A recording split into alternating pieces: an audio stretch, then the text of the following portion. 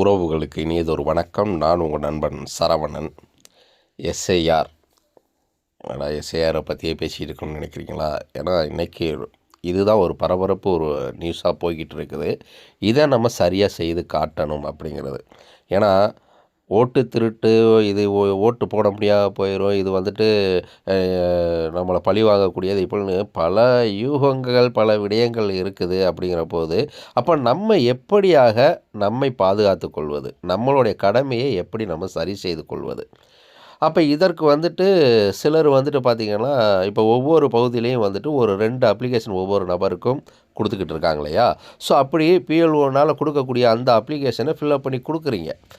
இப்போ என்னென்னா, அந்த ஃபில்அப் பண்ணி கொடுக்கக்கூடியதில் ஒரு அப்ளிகேஷனை சைன் வாங்கி, பிஎல்ஓ சைன் வாங்கி நீங்கள் கையில் வச்சுக்கணும். ரைட்டுங்களா? சரி.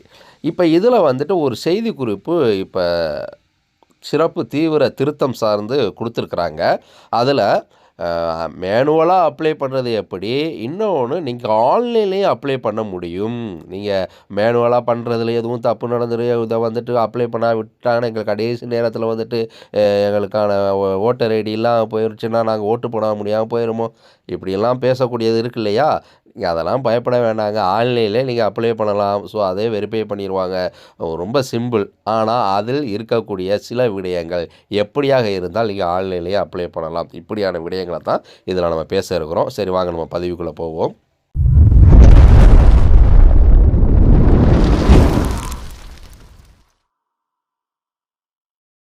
இப்போ சிறப்பு தீவிர திருத்தம் 2002 2005 வாக்காளர் பட்டியல் விவரங்கள். அது என்ன 2002 2005? 2002ங்கிறது காமனாக பொதுவாக இருக்கக்கூடியது.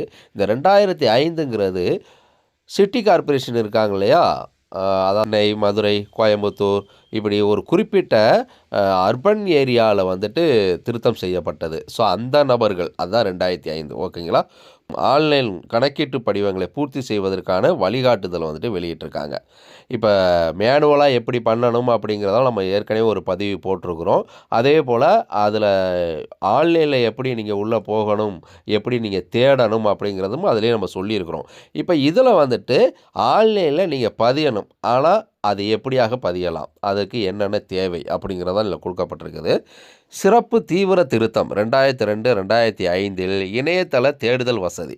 தீவிர திருத்தம் 2002 2005 வாக்காளர் பட்டியலில் வாக்காளர் தங்களது விவரங்களை எளிதாக கண்டறிய வசதியாக என்ன பண்ணியிருக்காங்கன்னா, அந்த வெப்சைட் இருக்குது பார்த்தீங்களா? நான் டிஸ்கிரிப்ஷன்லேயே அதை கொடுத்துருக்குறேன். www.votersecl.gov.in இந்த இணையதளத்தில் பொதுமக்கள் அணுகக்கூடிய வகையில் உள்ளிடப்பட்டுள்ளது. வலைதளத்தின் முகப்பு பக்கத்தில் ரைட்டுங்களா, இந்த ஓட்டர் இசிஐ கவர்மெண்ட்.in இருக்கு இல்லையா? இதில் நீங்கள் சர்ச் பண்ணிங்கன்னா your name in the last SIR இந்த விருப்பத்தை தேர்ந்தெடுக்கும்னு சொல்லியிருக்காங்க. ஸோ ஏன்னா ஃபஸ்ட்டே அதுதான் இருக்கும். அதில் மாநிலத்தின் பெயரை தமிழ்நாடு அப்படிங்கிறத தேர்ந்தெடுக்க வேண்டும். தமிழ்நாடு வாக்காளர் சேவை தளத்தின் பெயர் மூலம் தேடுதல் அப்படிங்கிறது ஒன்று இருக்குது. எபிக் எண் மூலம் தேடுதல்ங்கிறது ஒன்று இருக்குது. விருப்பங்களை பயன்படுத்தி தங்களை விவரங்களை மீட்டெடுக்கலாம்னு சொல்லியிருக்காங்க. இதில் பெயர் மூலம் தேடுதல் அப்படிங்கிறது இதுதான் இது மூலமாக தேடும்போது கொஞ்சம் ஈஸியாக இருக்கும் அப்படிங்கிறது தான். என்ற விருப்பத்தின் மூலம் தேடும்போது மாவட்டத்தின் பெயர், சட்டமன்ற தொகுதி பெயர், வாக்காளரின் பெயர், தந்தை, தாய், கணவர், சட்டப்பூர்வ பாதுகாவலர் பெயர், பாலினம் மற்றும் சரிபார்ப்பு குறியீடு ஆகியவற்றை உள்ளீடு செய்து வாக்காளர் தங்களது விவரங்களை பெறலாம். உங்கள் பெயர், அடுத்து உங்கள் தந்தையோ இல்லை தாயோ இல்லை கணவரோ இல்லை சட்டப்பூர்வ பாதுகாவலர் இருக்காங்க அப்படின்னா அவங்க பெயரை கொடுத்து தேடணும். ஸோ இது என்னென்னா 2002 உங்களுக்கு எப்படியா உங்களுடைய பேர், அதோட யார் பாதுகாவலர், தந்தையா தாயா கணவரா இல்லை சட்டப்பூர்வ பாதுகாவலர்னு அதில் இருக்கும். அதை வைத்து நீங்கள் கொடுக்கணும். அதில் எப்படி கொடுக்கப்பட்டிருந்துச்சோ அதே போல் கொடுங்க. தமிழ்லையே தட்டச்சு செய்யுங்க. ரைட்டுங்களா? இப்படியாக நீங்கள் பண்ணிவிட்டு இணையம் மூலம் எப்படி கணக்கீட்டு பருவத்தை பூர்த்தி செய்யலாம் அப்படிங்கிறது பாருங்கள்.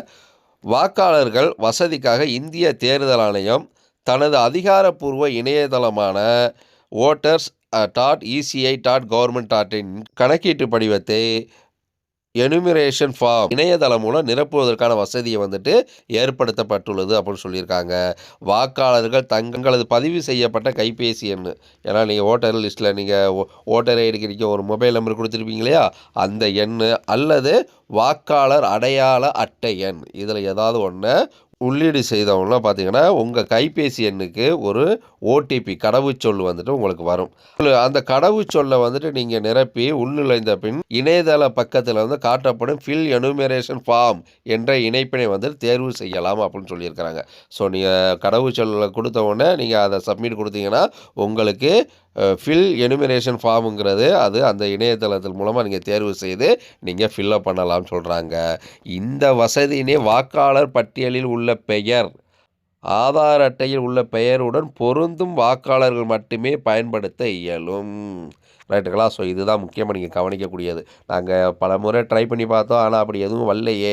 ஓடிபி வருது, ஆனால் வந்துட்டு அந்த ஃபார்ம் எங்களால் எடுக்க முடியலையே, அப்படியாக பலரும் சொல்வதும் உண்டு. ஏன்னா நானே வந்துட்டு அப்படி தான் ட்ரை பண்ணி பார்த்தேன்.